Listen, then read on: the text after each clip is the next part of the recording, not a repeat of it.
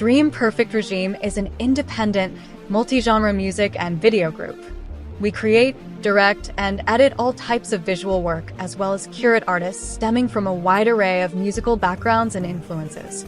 Currently based in Seoul, our primary focus is to engage viewers by producing a unique and dynamic experience of both visual and audio output.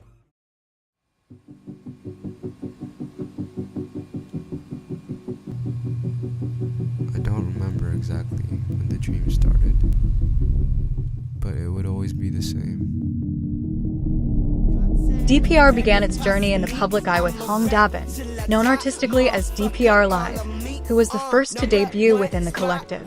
In 2015, he released the song Till I Die, marking the start of his career and positioning DPR on the music scene. Since then, DPR Live stood out for his fresh and versatile style, blending R&B, hip-hop, and experimental sounds with a striking visual narrative, a trademark of the collective.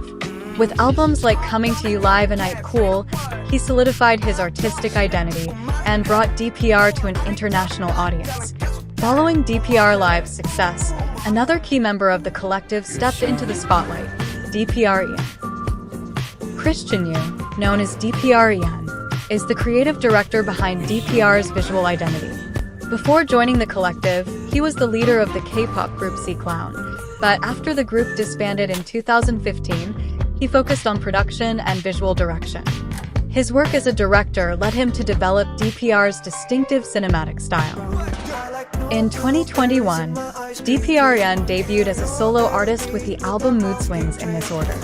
Alongside them, we were introduced to other key members of the collective, such as DPR Klein, Dabin's cousin, DPR Cream, music producer, and also an artist under DPR, and DPR Rem, who served as executive producer and took on management duties. Although DPR always presented itself as a united team, these 5 members were the most visible faces in its early years. They held live broadcasts, were active on social media, and appeared in behind-the-scenes content, showcasing their camaraderie and the strong teamwork dynamic that defined them. Over the years, DPR built a solid identity and a loyal fan base thanks to its innovative approach to music and audiovisual production. However, in recent times, the collective has faced several internal conflicts that have shifted the direction of some of its most important members. The situation began to get complicated in early 2023, following the conclusion of DPR's world tour and the announcement of their participation in Coachella. It was then that DPR Rem, Scott Kim, announced he was stepping down from his role as business representative, citing mental health issues. At the time, fans supported him and understood his decision. However, the real controversy arose when Dabin, DPR Live, held a live stream on Instagram, where he revealed that he would be indefinitely pausing his project as DPR Live due to an identity crisis. He explained that he no longer felt comfortable working under the DPR universe and that his next album would be released under his real name, Dabin. During the live, he shared feelings of exhaustion and his need to take time for self-discovery and mental healing. I told Ian and Cream, "Guys, I can't do these shows anymore. I'm going to fall apart. I'm tired. I know that in my head this is all I've ever wanted and dreamed of, but I need to live a little." He also announced the creation of his own company, CTYL, Coming to Your Life. "My artist name will now be Dabin. My company will be CTYL, and I'm ready to be fucking honest and transparent. For now, I need to live my life." He clarified that in this new chapter, he would be working with a completely different team from DPR. "At CTYL, I've got family members, best friends, school friends who are helping me take this next step in my life. I hope you can understand and support me." After this announcement, Dabin began releasing new music, which would eventually become his album Giggles. Some songs on the album appeared to reference DPR Rem, such as in WMP Freestyle, where he raps, "With words like us and team, you used to try and restrict and control us, but no, that don't work around here, bitch. Why my brothers bleed for what you've done? Shit. Pause it, need deposits. Going to REM sleep, lunatic." Another track that mentions REM is Till I Live, with lines like, "You always hide behind the lie called family. I took off that mask and finally saw the truth. Damn, Curiosity killed a rat. We've been everywhere and back. Who put DPR on the map? We did it for the team. Now where's our bloodstained money? The song contains striking lines that reveal deep resentment toward Rem. During his listening party, Dabin even stated explicitly, "Fuck Rem." Hey yo, fuck Rem. Hey yo, fuck Rem.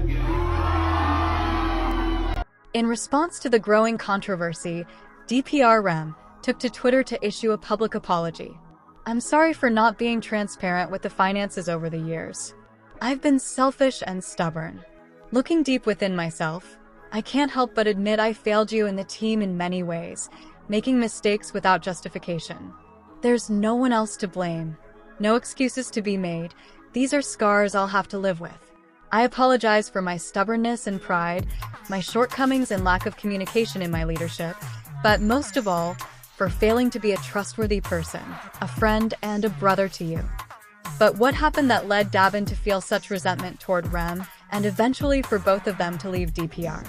The specific details of this conflict came to light with the lawsuit Dabin filed, announced by his agency CTYL in January 2024.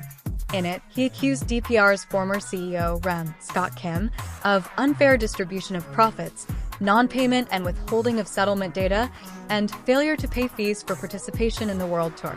Although Dabin was still a member of DPR, he had to take legal action against the collective in order to receive the compensation he was owed, as the irregularities took place under Scott's management. The case was taken to mediation in an effort to reach an agreement between both parties. However, just one day before the resolution, Dabin submitted a letter of resignation to the judge, reportedly because he was not satisfied with the proposed agreement. He officially withdrew the lawsuit against DPR and Rem. And that's all we've learned about the lawsuit so far. While all this conflict was unfolding, Dabin created a new Instagram account and began posting Searching for the Giggles, a 4-part documentary available on his new YouTube channel. In it, he shares how this chaotic process has been, addressing the betrayal of a friend, the beginning of his new project outside of DPR, and the loss of his father, who sadly passed away due to cancer.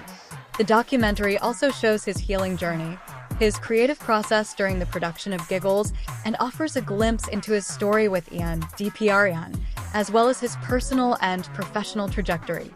I highly recommend watching it if you're interested in learning more about Dabin and his story. Despite the lawsuit against DPR, there doesn't seem to be any resentment between Dabin and the other members of the collective. This has been evident in his documentary and in his appearance during the filming of the Do or Die music video by DPR Ian and DPR Arctic. Last year, DPR Ian broke the silence, after all this time, regarding Dabin and his perspective on what happened. Some of the words he said were, "I'll be honest, the only reason why DPR Ian was excited was because I had DPR live. And now I had to reimage myself, stand straight, look up, now you have to put DPR Ian in the spotlight. But I didn't like that because DPR is a collective.